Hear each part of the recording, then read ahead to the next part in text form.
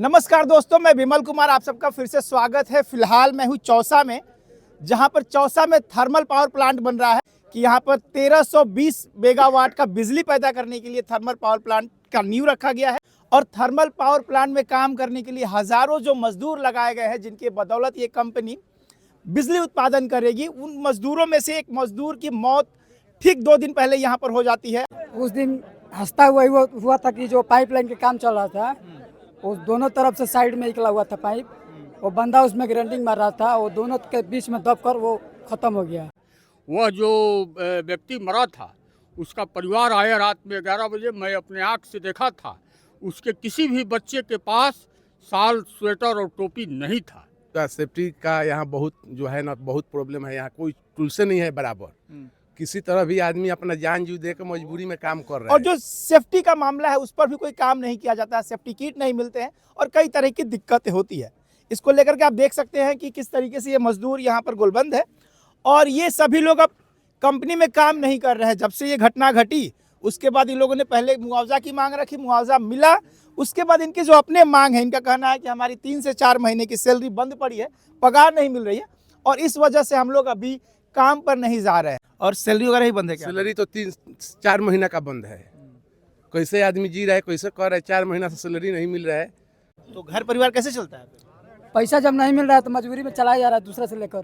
Payment time पे करे, PF में जो सही मिलना चाहिए वो हम लोग को मिलना चाहिए, और 8 घंटा का ड्यूटी हो।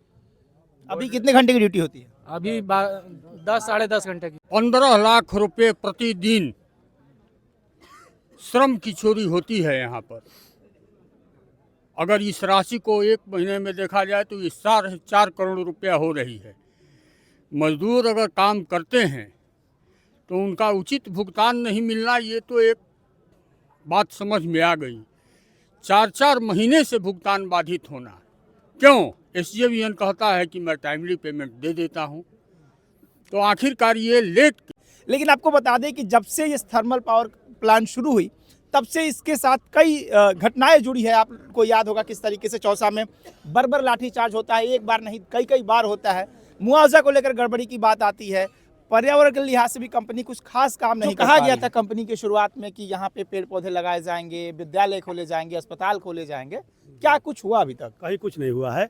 250 एकड़ जो है, जब ये एग्रीमेंट हुआ तो 250 एकड़ ग्रीन फील्ड बनाने के लिए यहाँ पर जो है ज़मीन की गई थी एक्वायर जो है, जिसमें अभी वर्तमान में दिखा रहा है कि मात्र 160 एकड़ ही ज़मीन पर लगाया जाएगा, जबकि एनओसी लेते समय 250 एकड़ दिखाया गया था। लेकिन उस 150 एकड़ में भी एक पेड़ पौधा कहीं नहीं लगा है। 2 दिन पहले हम लोगों ने जो जहाँ पे कोयला, जहाँ से कोयला डिलीवरी होती है, कोयला जिस रेल माध्यम से आती है यहाँ पे, और वहाँ से जो ट्रांसपोर्टेशन का काम होता है, उसके आसपास के जो खेत है वो काले पड़ गए हैं, कई वृक्ष सूख चुके हैं। उसमें आपके भी पार्टी से लोग यहाँ विधायक रहे, और कहा गया कि नहीं, सब कुछ बेहतरीन हो जाएगा। क्या कुछ बदला?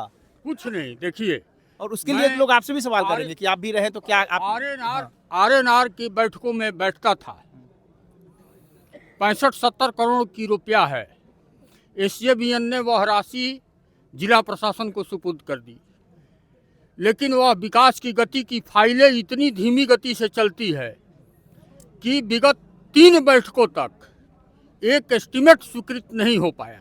इसका गवाह मैं हूँ कि जो सीएसआर का फंड होता है वो ज़्यादातर अधिकारी और नेताओं के घरों में इन्वेस्ट हो रहा है।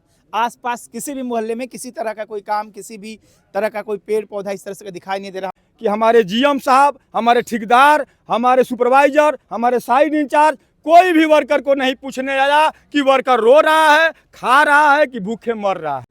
हम लोग का प्रयास है कि 8 घंटे की निर्धारित अवधि तक ये लोग श्रम करें, ईमानदारी से श्रम करें। मैं इन सभी लोगों से कहता हूं कि आप अपनी काम ईमानदारी से करें, और शांतिपूर्ण ढंग से हम लोग लड़ाई लड़ेंगे।